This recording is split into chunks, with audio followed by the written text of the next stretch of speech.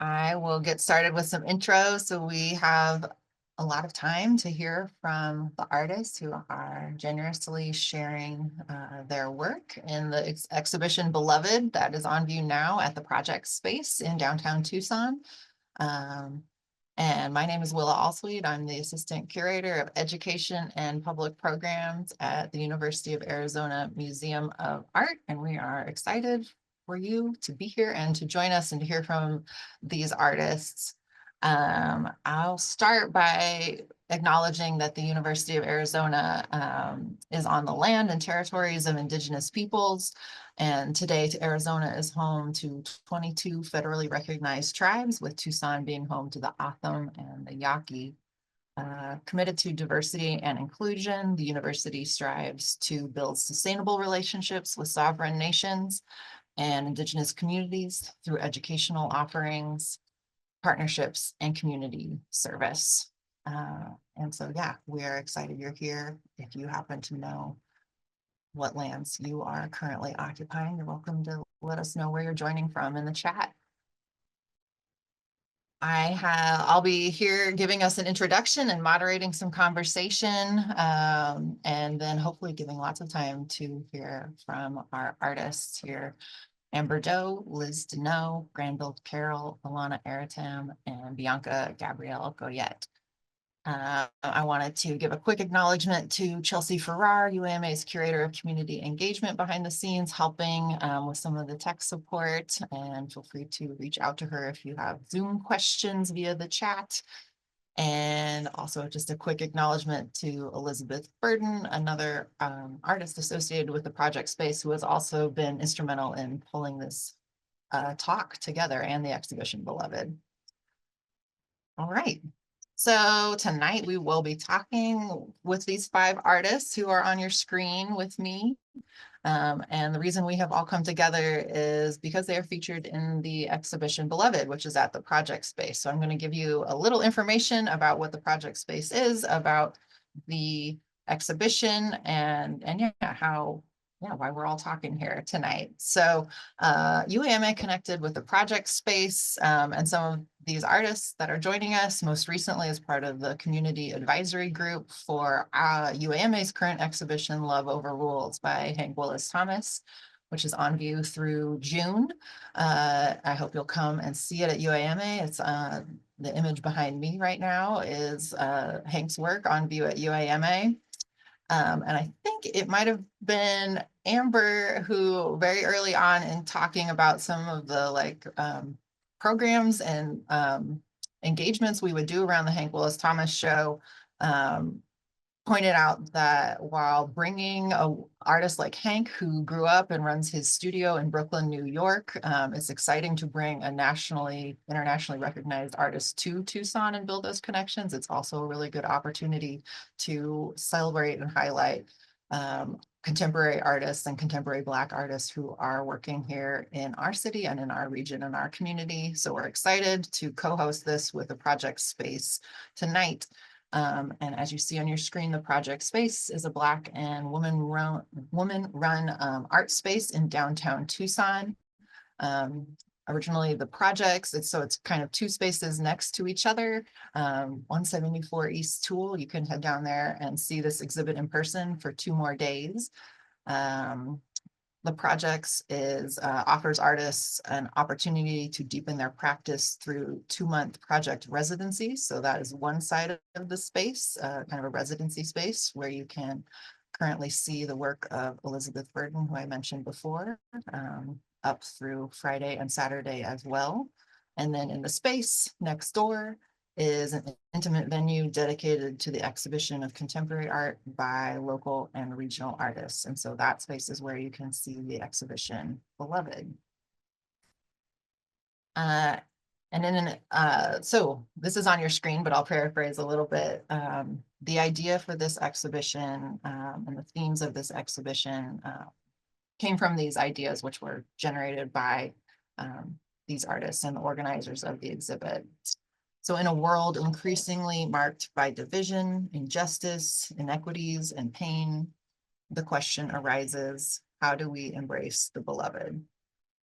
And I might add, like, what does it mean? What does love mean, and what does it mean to be beloved or be loved? I think we'll have time to talk more about the title and the punctuation and how each of these artists are interpreting that idea very differently and through different mediums. The exhibition challenges conventional understandings of love and belonging, and you'll see a diverse array of mediums in the exhibit: painting, sculpture, photography, textiles, installation. And one last bit of context, the first iteration of the exhibition Beloved came together over the summer and was on view at the Harwood Art Center. And so this project, the exhibition Beloved, grew out of another related network of artists called the Southwest Black Arts Collective, which also includes many of the artists you'll meet tonight.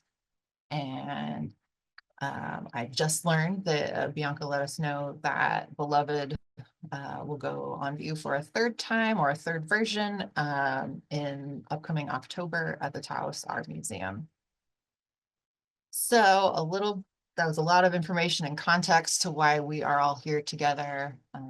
To give you an idea of what to expect, I am in just a moment going to turn the microphone over to our artists. Each will have a few minutes to just introduce themselves and their work. And then we'll get into more of a free-flowing conversation about the exhibit and their work. Sound good, everybody? Artists feeling good? Okay, and we'll also see some images of their work on the screen as we go. So first up, I'm gonna introduce Alanna Airitam. Take it away. Hi, good evening, everyone. Thank you so much for having us. It's really a pleasure to be speaking with you all tonight about Beloved. Just a little quick, I guess, introduction of who I am and my work. I am a photo-based, lens-based artist. I work with a variety of different mediums within the photography realm. Here at the space, I have this particular piece that you see on the screen right now, Dueling Dogs, which is from my Ghost series.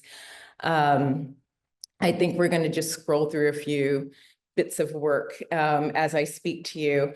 But a little bit about my practice, I've been thinking a lot about my work and where I've come from with it and where I'm going with it. And, I keep coming back to this idea of I'm really fixated with this idea of erasure. And I'm gonna tell you that, when I first started this whole concept of erasure was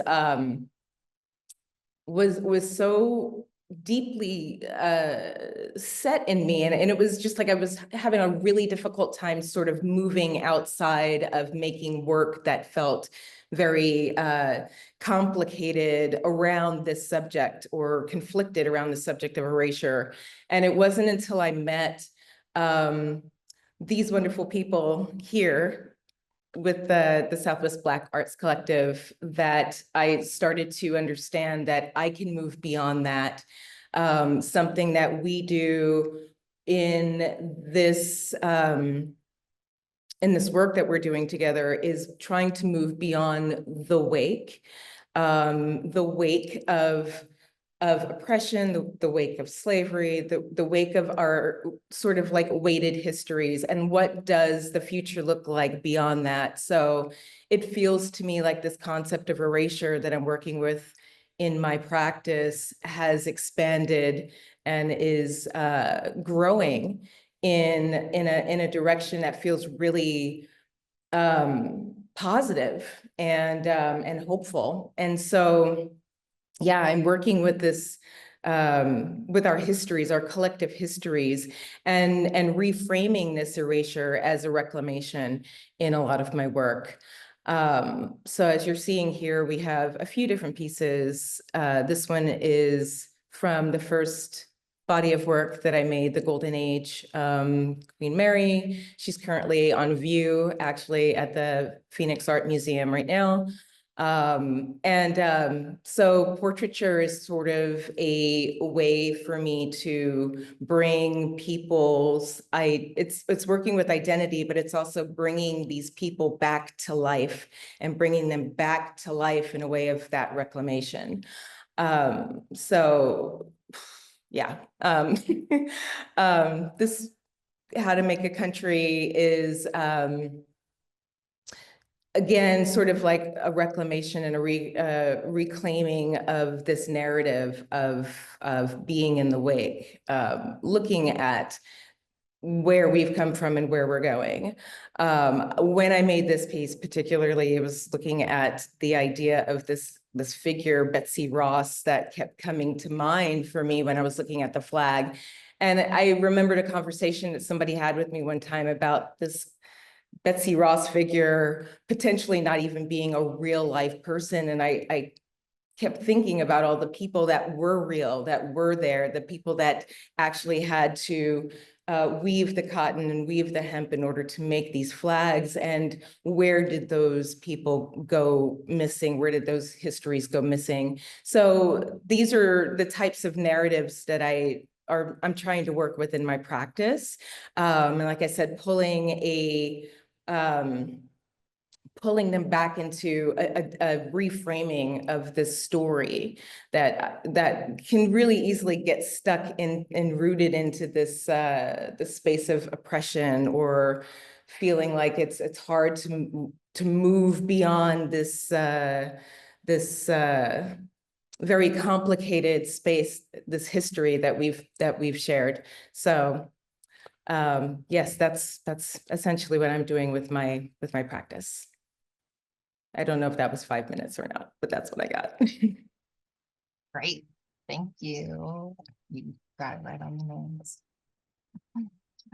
All right, next up, we're going to hear from Granville Carroll, who is from Tempe, Arizona, and teaches photography at ASU currently. Go for it. Yes. Well, thank you. So happy to be here and appreciate all the work was put into place to make this happen. So as Willa said, my name is Granville Carroll. I'm in the Phoenix, Tempe, Mesa area, teaching photography at Arizona State University. And I classify myself as a visual artist and Afrofuturist. And for those who are unfamiliar with Afrofuturism, it's essentially a modality that looks to redefine the Black identity by considering a future mindset, considering the imagination, hope, dreaming, to kind of reduce or get rid of this idea that we're just stuck in the past. Afrofuturism, it was coined in the 90s by Mark Derry, a social critic who was in conversation with Black science fiction writers, authors, who found themselves either being not represented or poorly represented. Additionally, you would find characters within science fiction novels and narratives that were not Black, or they were or always seen as the villain, something bad. And so I've picked up this Afrofuturist perspective to kind of shift the way that we collectively think about Blackness, relating to the racial aspects of Blackness, but also considering the temporal, the spatial, and the spiritual. So I'm really fascinated by different spiritual modalities. I myself was born and raised in a Christian household, but since growing up, questioning things, learning more about the world, I've departed from that dogmatic practice and really just associated myself with more of a holistic, philosophical, existential, spiritual way of being, if you will. And so the work that I have here in the show and that you see here on the screen is from a series that I'm working on currently called We Are Made of Many Suns. And it was born out of the Mahayana Buddhist concept shunyata, which essentially is stating that the truest form of existence is emptiness, and not so much emptiness that in a way that we see it here in the West, like an empty vessel, if you will, but considering how everything is empty of intrinsic value, it's all about dependent arising. So in order for a flower to grow and to blossom, it needs the dirt, it needs the rain, it needs the sun, it needs to be planted. So it's really looking at the interconnectedness of all things And as I'm still further studying this concept, because I myself am not really a Buddhist, but I find that a lot of the ways that I think and the way that I try to live my life is very much in line with these concepts. But shunyata is also part of getting rid of or finding liberation from the duality of our world. Duality within the political, the non-political, the individual, the social, the groups, and really just trying to find like how can we exist in our bodies as a sovereign being. So oftentimes I also think of this as liberation or complete psychological and spiritual freedom to explore the world beyond the racial constructs, identity constructs that we project into ourselves that are projected onto us. So this project that I've created here, We Are Made of Many Suns, is a meditation on these concepts. It's using abstract, representational, and figurative images to create a space of meditation in which we can then ask ourselves about the interconnectedness of the world. It's about feeling and experiencing versus thinking, believing, or analyzing. So a lot of the work that I create is actually really different than what you see here today. A lot of it is usually more experimental photography using um, compositing techniques, photo manipulation, things of that sort. But for this particular project, I wanted to stray away from it and adopt a new visual format or language to talk about how we can perceive ourselves within the larger aspects of life, the larger aspects of existence. It's about being a part of the dynamic whole versus just being a part of a separate subculture, if you will, but also still finding that we are part of those things as well. So it's not about separation, but finding ways of unifying these thoughts. It's also a way to get rid of or remove ourselves from Western styles of thinking, colonized ways of thinking, that we have to be separate from nature, separate from each other, separate from whatever else you can really think of, but really kind of just sit within the whole of existence. And so then a lot of my work deals with this idea that, as Black Americans, we live in a society that demands suffering to be our existence. And I refuse to uphold that or continue to aid in that delivery. And so everything that I create is done so with the intention to create a space of meditation, a space of healing, and specifically, as mentioned before, wanting to expand the ways that we collectively think about Blackness as this tonal aspect, but also the racial aspects as well, to get more into the metaphors of it, the symbolism of it, the spiritual aspects of it, so that we can live more holistically. So that's a little bit about me and my work that you see here. And I will pass the torch.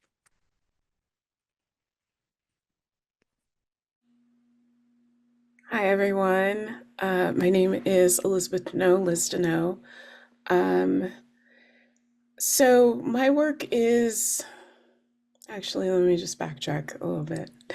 I am a transdisciplinary artist. I am somebody who is deeply in love with objects, very interested in social constructs, the modes of which we survive under white supremacy and capitalism. I like picking things apart and remaking them. And I also am an educator and have a deep social practice. I teach high school advanced arts at Tucson High in Tucson, Arizona. And I also teach equity and learning for pre-service teachers at the Rocky Mountain School of Art and Design. My work starts with research and then becomes interpreted through objects. I feel in relationship with objects as somebody who grew up not having a lot of expendable income, not having a lot of things due to poverty. I became really accustomed to thrift stores and junk shops and those sorts of things, and how certain objects can kind of call to you. I'm also very interested in what is called often in these junk shops and these vintage shops, African Americana, which is a nice way of saying racist relics. And I choose the term relics. And I feel like when I use these relics in my work, I am recontextualizing them and sometimes just freeing them to their natural form. In this piece here, They Will Never Pick You, you can see that I'm using objects in this way to talk about the mode of survival around respectability and the dream of home ownership, right? And this like kind of pristineness about what capitalism wants us to believe is the ultimate goal, right? Home ownership, the white picket fence, maybe it's a subdivision, six-figure income, those sorts of things. And we know that in reality, that community works differently, right? And that the Black community has to adjust and change themselves in order to obtain such goals, and not just the Black community, but marginalized community in general. But I am primarily concerned with the Black community and particularly Black women. If you could go back, Willa. This piece, Two Respectable Girls of Light Complexion, is a piece that talks about the Edmondson sisters and their history, which was unknown to me, but kind of revealed itself to me, I will say, through a series of working with adornments. The Edmondson sisters were part of the largest slave escape attempt in American history, called the Pearl Incident. When they were captured, like everyone else on the boat, there's about 80 enslaved people that were captured. They were taken down south.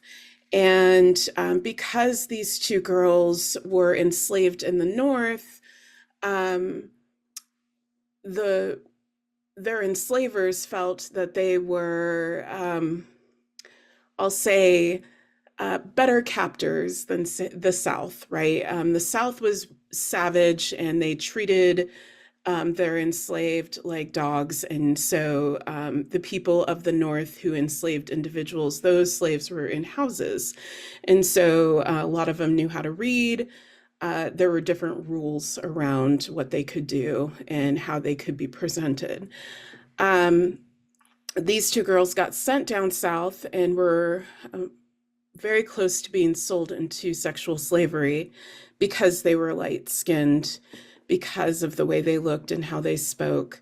And a preacher who is related to the woman who wrote Uncle Tom's Cabin appealed to his congregation to save their lives. And he was part of the abolitionist movement. And one of the ways he described them to get his congregation to give them money to buy their freedom was, they are two respectable girls of light complexion. And I thought that that line was really telling. And it opened a huge wealth of questions for me as a Black woman, as a light-skinned Black woman, and these kind of constructs that saved these women. And were they aware of it? Were they, did they lean into it?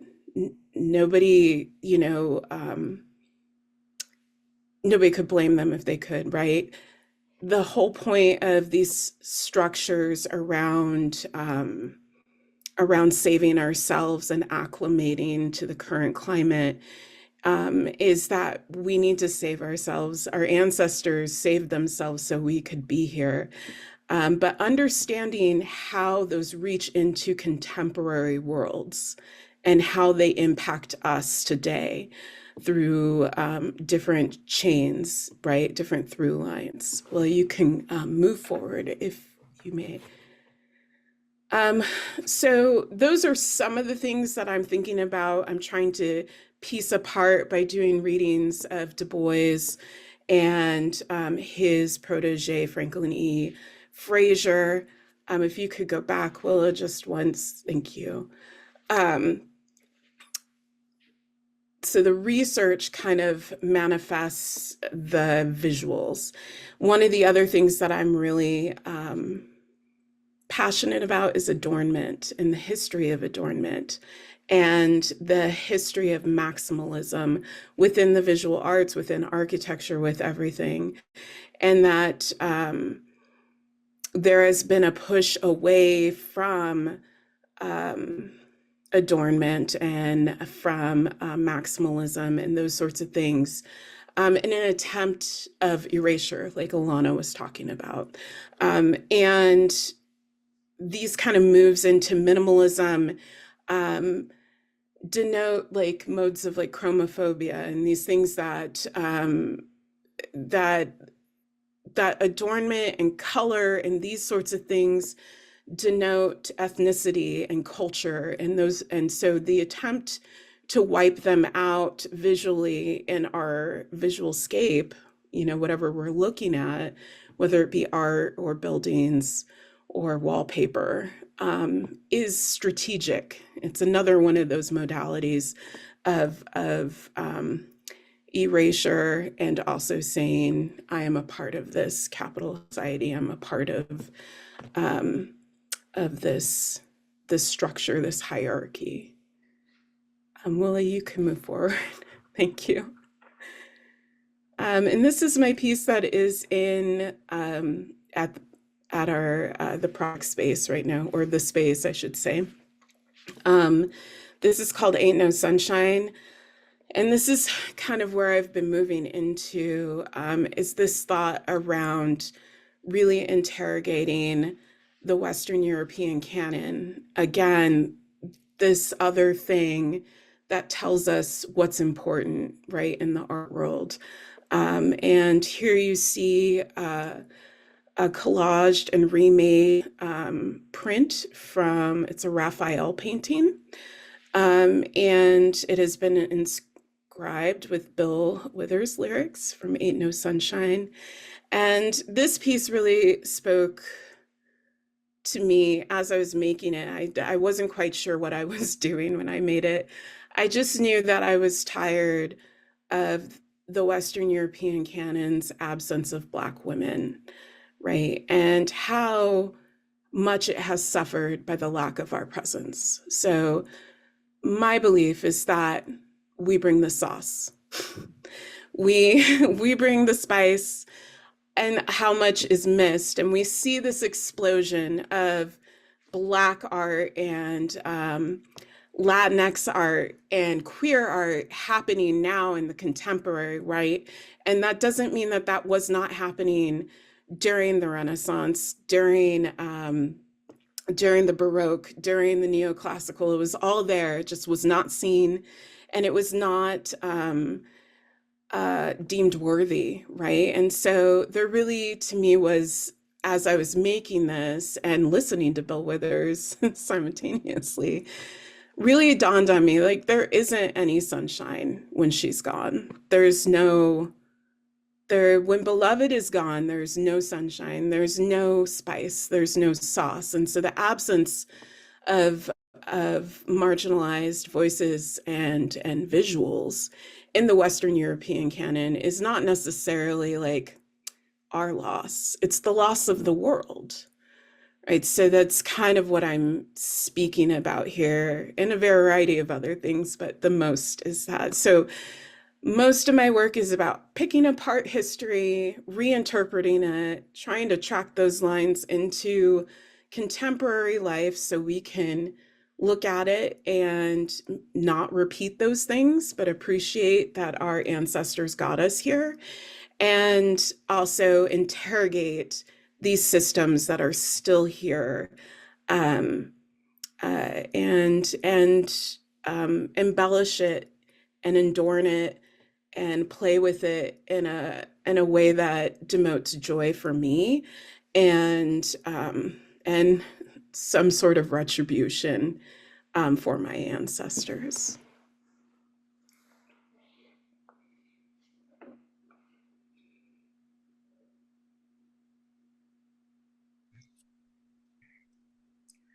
Hi, everyone. So glad you're here. As my cohort and my community are aware, I do not enjoy public speaking or speaking about my work, so bear with me.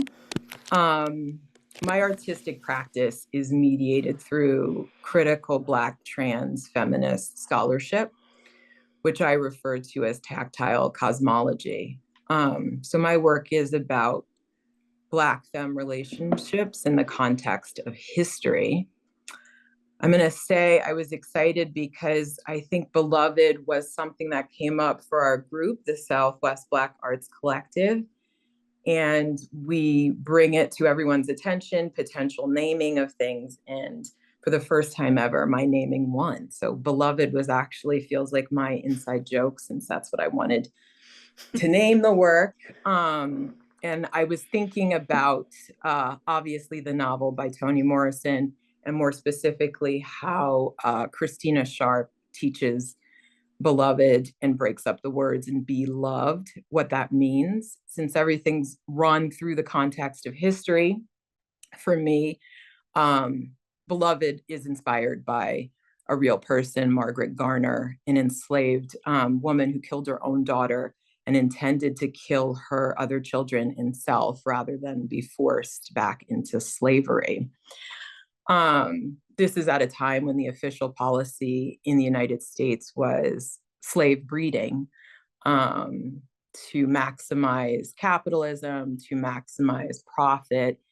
And so the womb of a Black mother wasn't a space for mothering necessarily. And I want to sort of ground us. So what you're looking at right there is called campaign cotton. But I want to ground us in a quote from the former U.S. Secretary of Education and Officer of Drug Policy, William Bennett.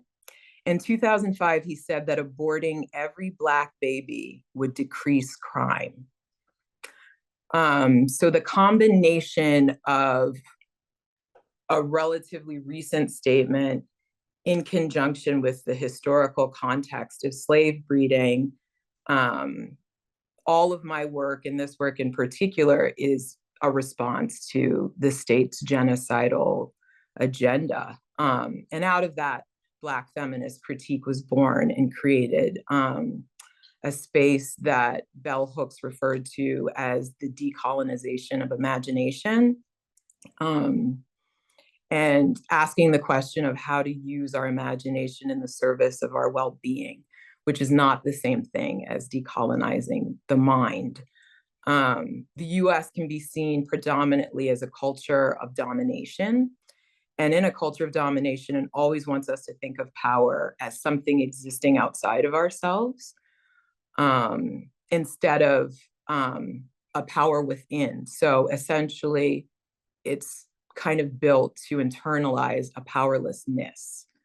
So essentially, we have to change the scale of evaluation to stop judging ourselves exclusively within what Hooks did term the white supremacist capitalist patriarchy.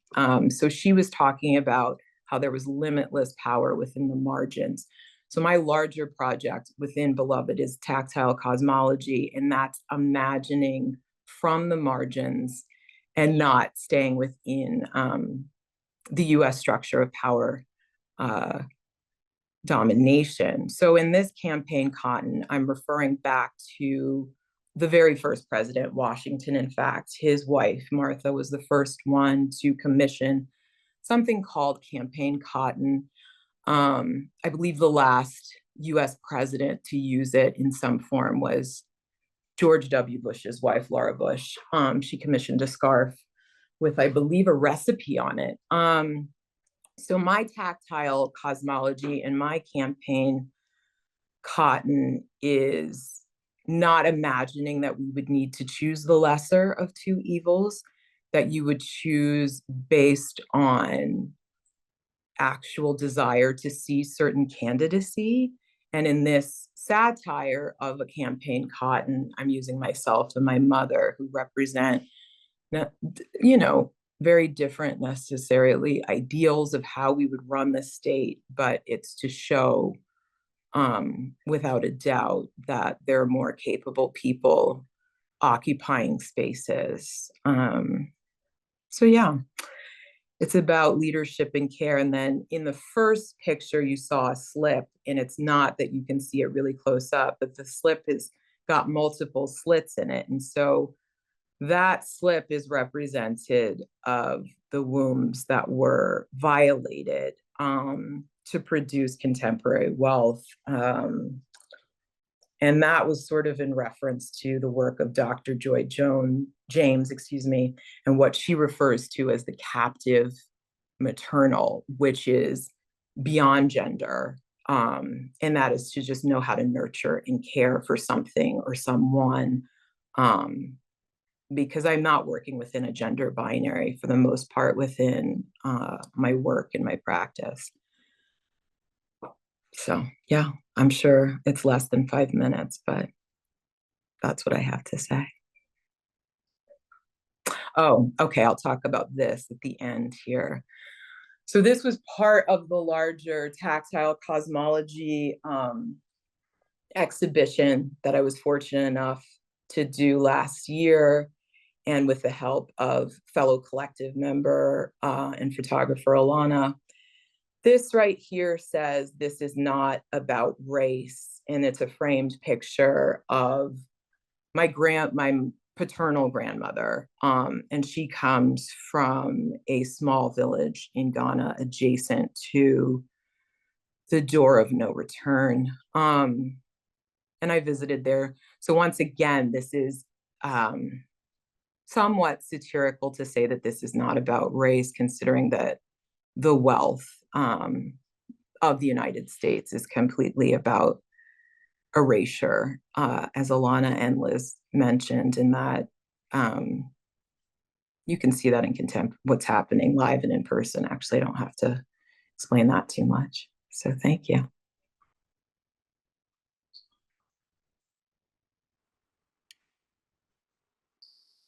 Hi, everyone.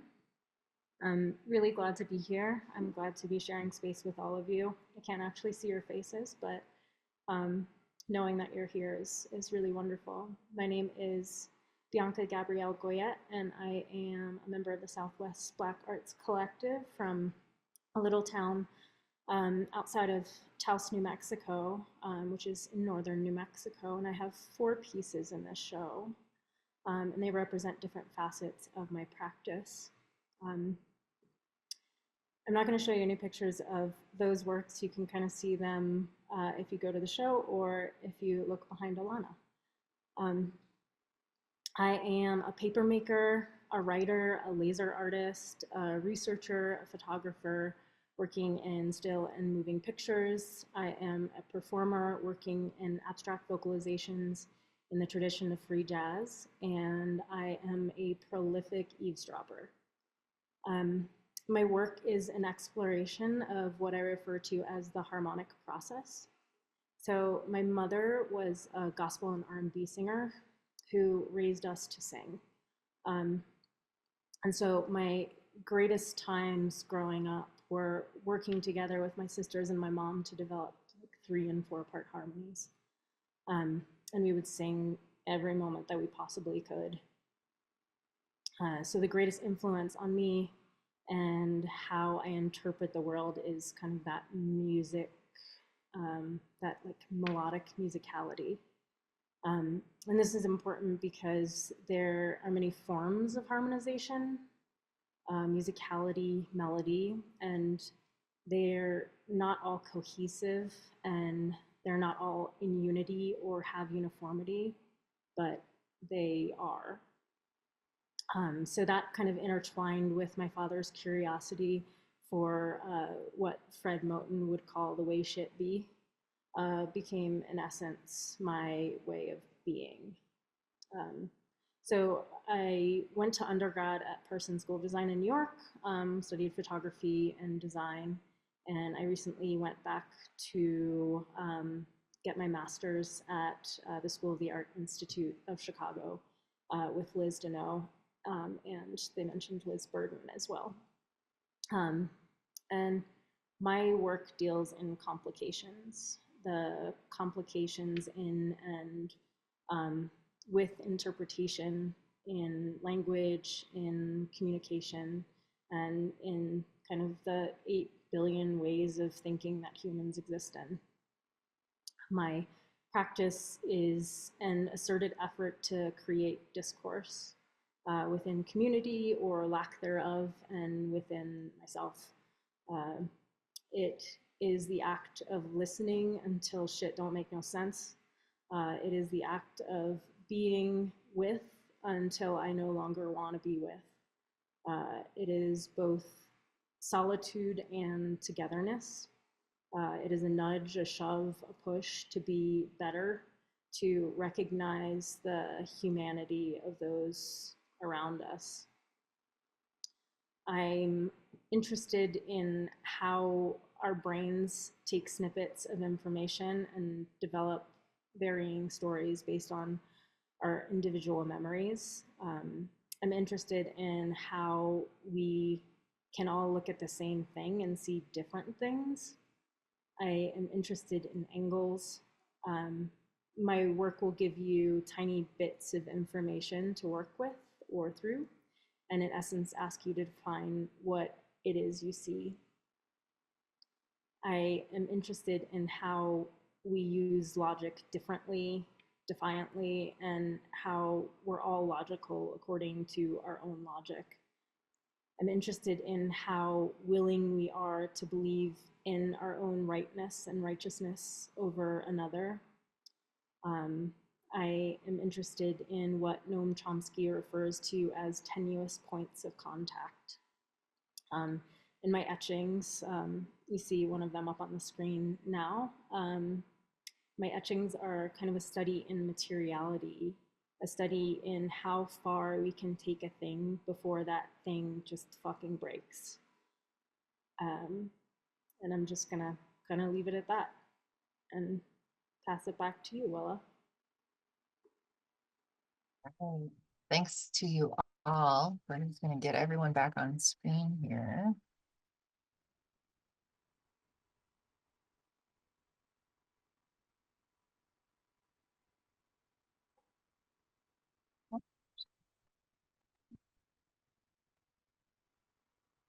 I lied.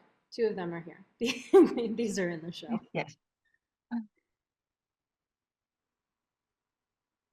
All right. For now, I'm going to stop sharing my screen so we can see all of ourselves. But if anyone wants to reference an image, we can pull it back up. Okay. Screen share stopped, right, everybody? Okay, thanks. Yeah, thank you for all of you for sharing and introducing yourselves. Yeah, I'm really struck by how incredible, like the wide array of how you are approaching this idea of beloved, how diverse your approaches are, kind of like the citations, the research, the thought, and the sources that are informing your work, just like how broad that is, how different it looks on the surface, like when you visit the gallery. I will continue to recommend everyone head down there tomorrow or Saturday for your last 2 chances to see it. It looks so different from each other. Obviously, there are commonalities of things you were speaking about, but yeah, that it sort of like defies comparison, but also maybe been like, it's great to hear all the ways all of you connect and collaborate, and maybe in some ways are thinking about the same or similar things. And thanks, Amber, for talking a little bit about the term and the idea of beloved and how you came to that. So I want to throw it back to all the artists to talk a little more about either how you created this work or selected the work that you would include under this idea of beloved, and how you interpreted that idea. And if you were involved in kind of the conversation of the naming of the exhibit, yeah, your thoughts about choosing that name. Feel free to chime in, anyone.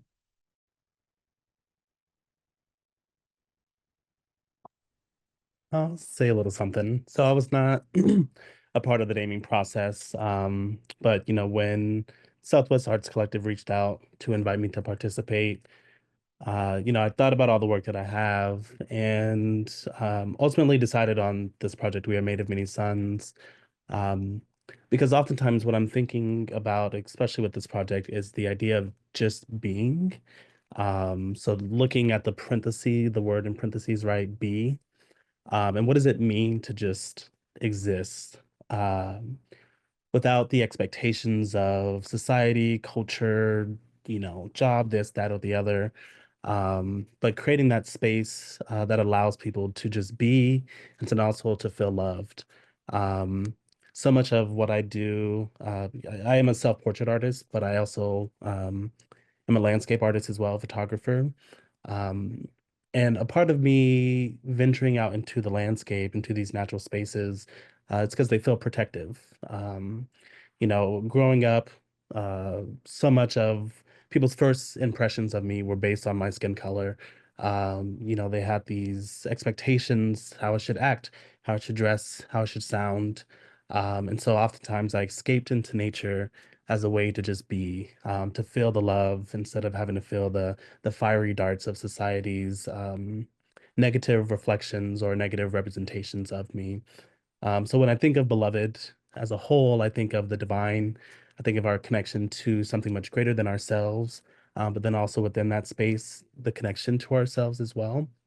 So it's this reciprocal interaction, this reciprocal relationship between yeah, how are we loving ourselves as individuals? How are we loving ourselves as a community as a whole? And then connecting to the things that are outside of that.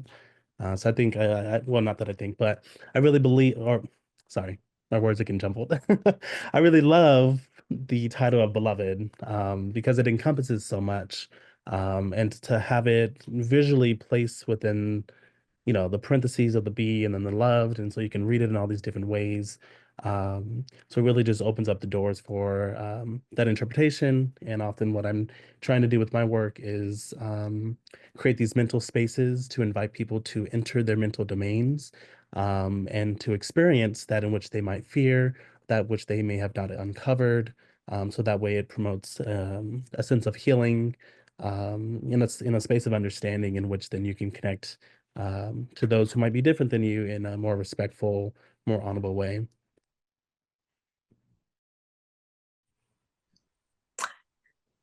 As someone who admittedly said that they were excited for the title, I have to at least share, because beyond this work, when I was talking earlier about trans Black feminism, there's an essay by Alice Walker called Democratic Mothering.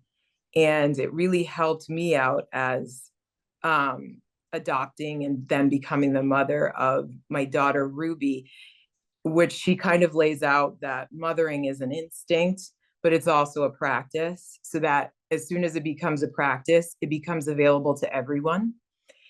And I think that that level of inclusivity that I find within the documentation of Black feminist critique is something that has to be shared at this point, and shared often in as many spaces as possible, considering this outside forces that we're all feeling.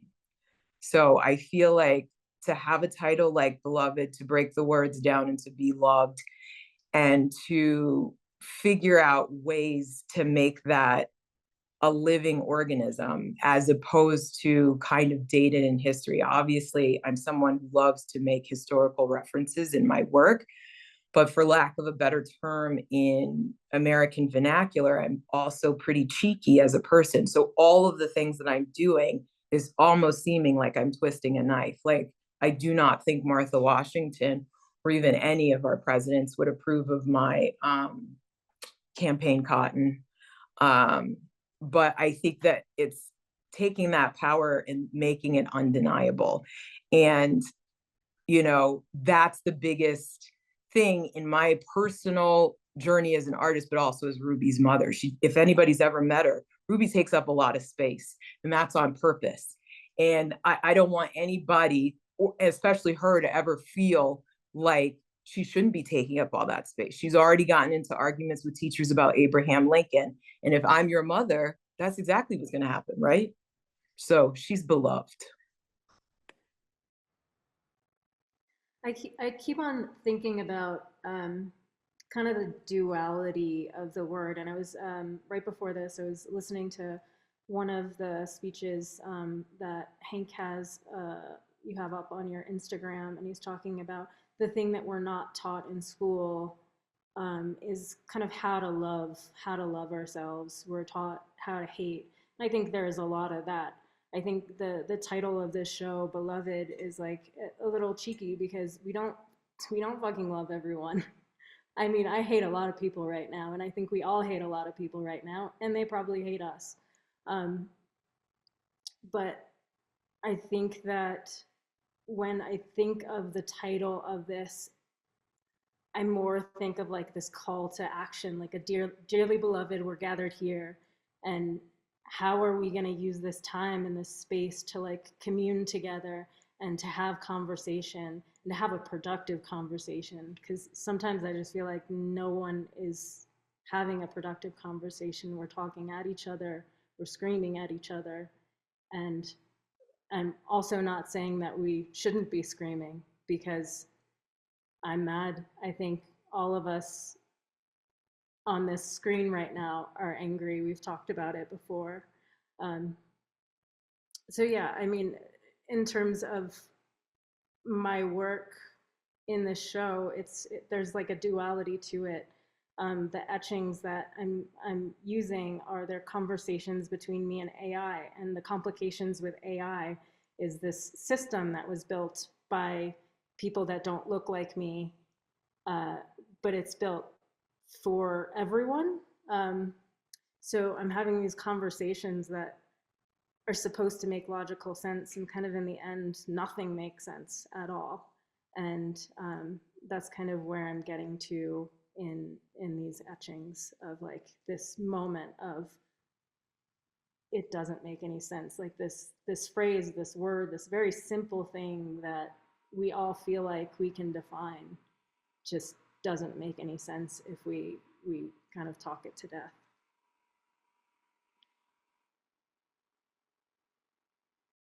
You know, I was thinking about the title Beloved when Amber first brought it up to the group, and it just felt right. But I also kind of heard it as an affirmation. And that could have possibly have been because of what I was experiencing in my own personal life at the time. I felt like I needed that. And I have really looked at this sort of moment that we're in and had to take a pause and look at our history and how much Black women are and have led the movements, did the thing, right? And I just feel like this title for me felt like an opportunity to take care of ourselves, to love ourselves, to rest, to not work and struggle and strive and push like we do all of the time.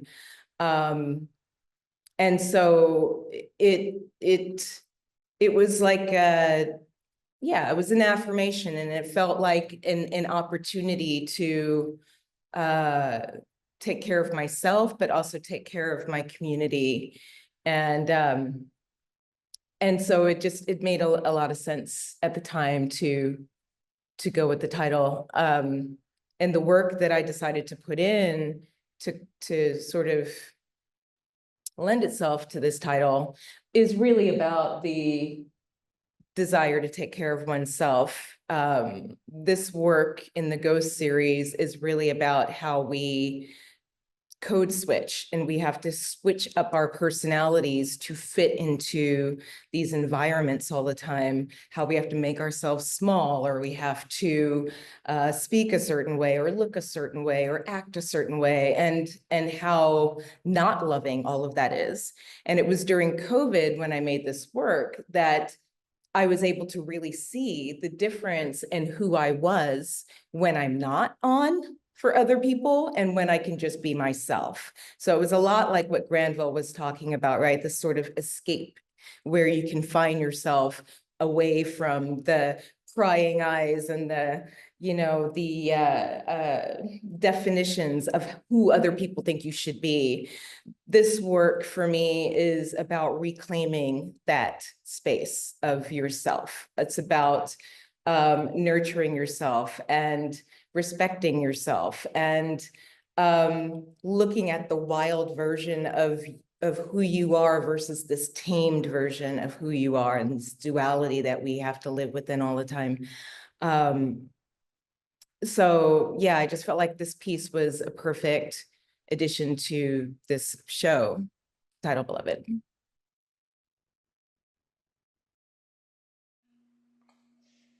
I kind of talked a little bit about my intentions with the piece that I picked for this show, and this attempt at poking and disrupting the canon by literally painting on top of it. I have a series of books called The Greatest Artists of All Time, and quelle surprise, they're all men. They're a series of, the books visually are pretty great. Like, they have these huge pullouts that have really beautiful reproductions of classical artworks. But at every single last one of these book series, there's not a single woman in it. And I often take those out for myself to mess with them. And I can't change the past, and I can't change these hierarchies that were created in order to keep us in our place. And I can't change the suffering that went on in the past. So I think a lot of times when I'm remaking things, these objects, these vintage books, I am trying to bring about a retribution that can play out in the present. It is a way for me to extol the anger, but also embrace the joy of making, right? And adornment and those sorts of things. So there's a lot of things happening all at once when I'm making these pieces. But really, like Alanna, when I made this piece last year, I was thinking of Black women specifically, and what they bring to every situation that they come into, and how they make them better, and how they can pinpoint what needs to happen, sometimes with brutal clarity, which also makes it hard for them to be seen and be heard, right? Because we can be exacting, and we can, there's an intelligence and an awareness there that is not only generational, but it's built into our DNA. It's how we survived. And so thinking about the Western European canon of art without that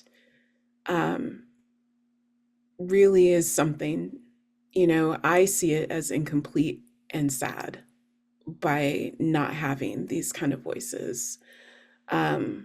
It is definitely a gate that was put up, but I see it as more as like, well, it's kind of cute, it's pathetic a little bit, it's nice that you try, but so those are the kind of ways that I am thinking about those things. And so what would it mean for Black women, for all of these stories, to be beloved and embraced by the visual arts canon and be a part of these things? And so that was kind of what I was thinking about when I was making the piece.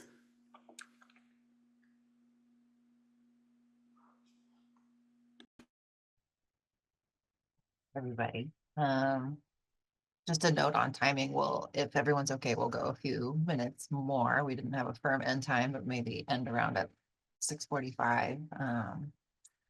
And Chelsea mentioned if those of you in the audience have questions, you're welcome to put them in the chat as well.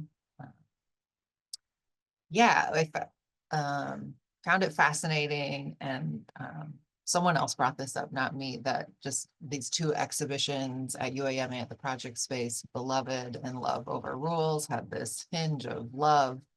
And in Hank's work, a lot of you touched on this already, but Hank's work has this spectrum that he kind of sets up between love and rules, love over rules,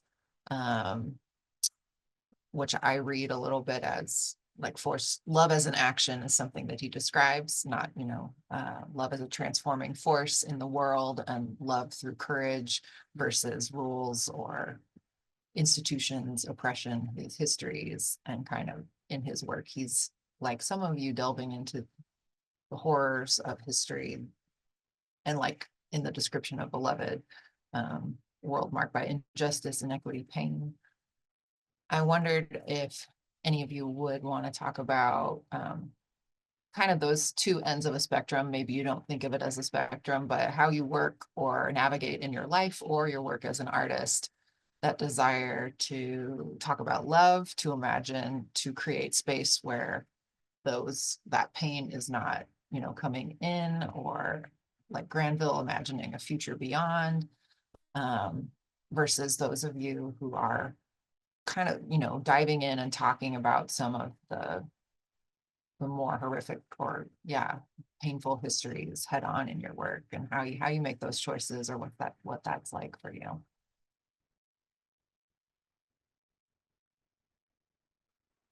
I kind of feel like it's all intertwined. There isn't so much of a spectrum as it is like it all just kind of weaves in together. The way that our memories work is that they're basically, every memory that we have is based off of everything that happened before and everything that happened after that memory. So it's not necessarily completely accurate, but it's something that we use to help us. I use to help me kind of create. And I mean, I don't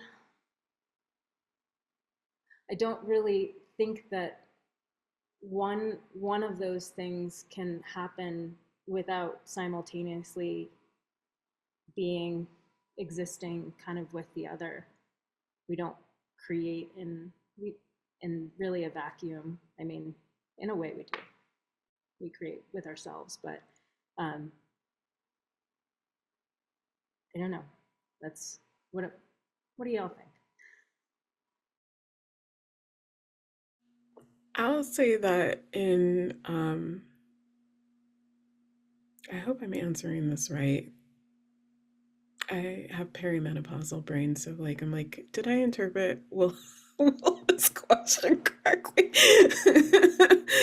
But so yes, I spend a lot of time in the past and then reinterpret it. I think that's kind of what you were getting at, Willa. But that is one piece of my practice. And the other is a social practice where I intentionally bring people together to build community in a moment of art making and reflection and respite.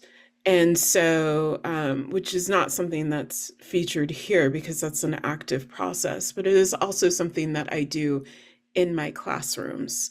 So the piece that you see, the 2D or 3D or the installation piece that you might come across is they all kind of interact together. So because I am all of them, right? And I am multifaceted. So those pieces might be deconstructing a canon or the antebellum South, but simultaneously, I'm inviting people in to speak and make work about themselves and meet new people and create community, which is a present practice. It's something that's happening now in this moment.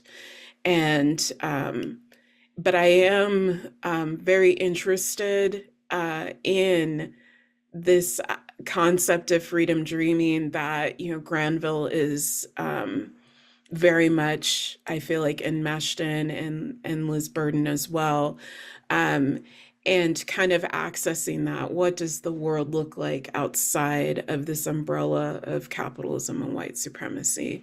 And so that is still emerging for me personally, but I also see it in the artists that are here today, right? I see the future, the beyond the wake, as I think Alanna mentioned, Christina Sharp. So to me, it's kind of happening all simultaneously at the same time. Simultaneously at the same time. It's redundant, but you know what I mean. Yeah.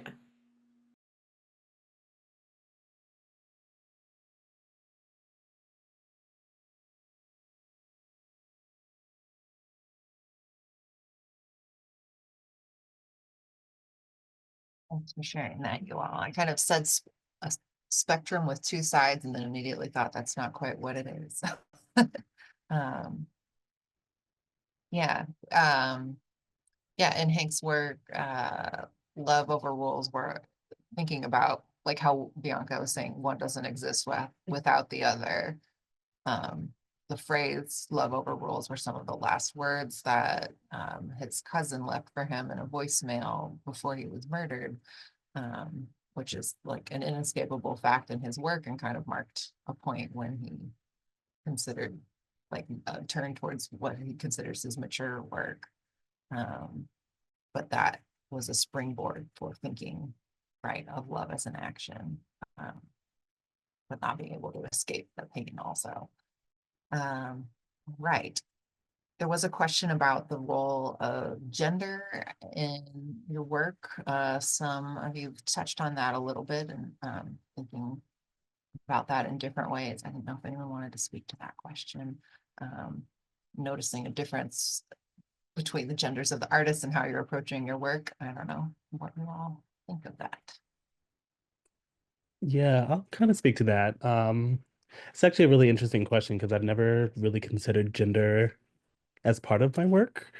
And I think mostly it comes from not necessarily not recognizing that there are differences with the way that people are approached and treated based on gender identities.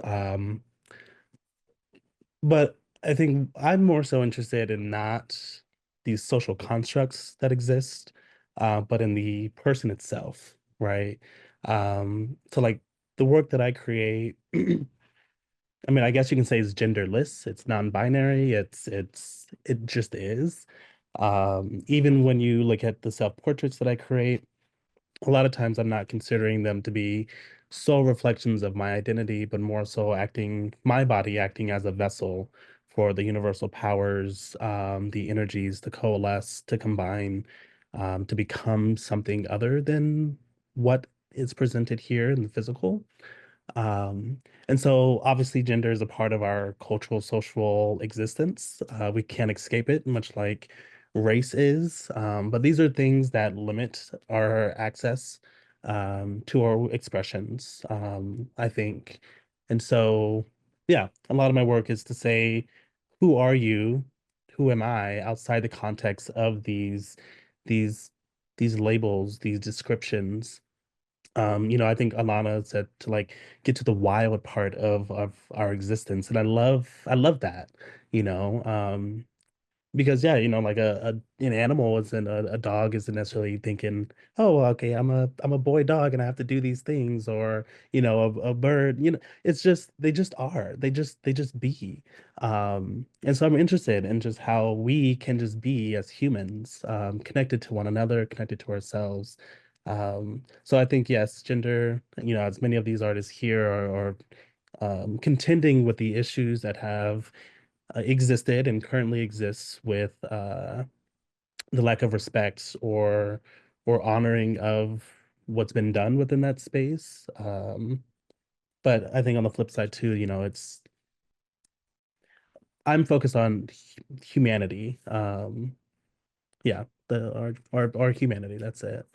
Um, yeah, so I hope that kind of puts it into perspective in terms of how people are looking at things. And I'm also looking more so into like the philosophy.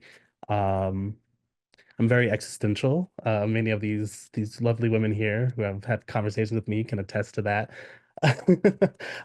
So we'll spiral down into these rabbit holes of just like, what is life? What is existence? What is this reality? And what can we do to make our lives easier and also not leave harm, in our paths. So yeah. Thank you.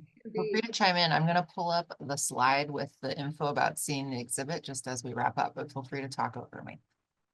Yeah, I think that the question of gender is like it's a strange thing that doesn't necessarily cross my brain.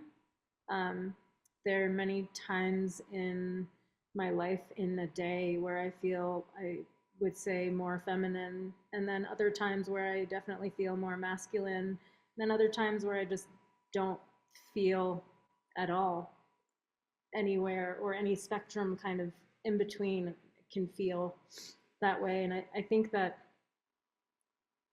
many of us, I won't say all, but I feel like many of us have this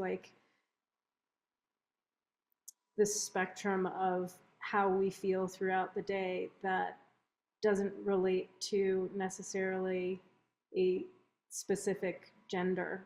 And I guess in terms of like my work, I don't know if that actually comes into my mind. I happen to be like a very small, like short, small, small female. But sometimes I feel like I'm like 7 feet tall, and I can take on the world in the way that, a man is always told that they can. And I think the work that I make, similarly to Granville, I don't want it to be like in a box in that way. I want it to be for anyone who needs it, and for any part of myself that needs it at the moment.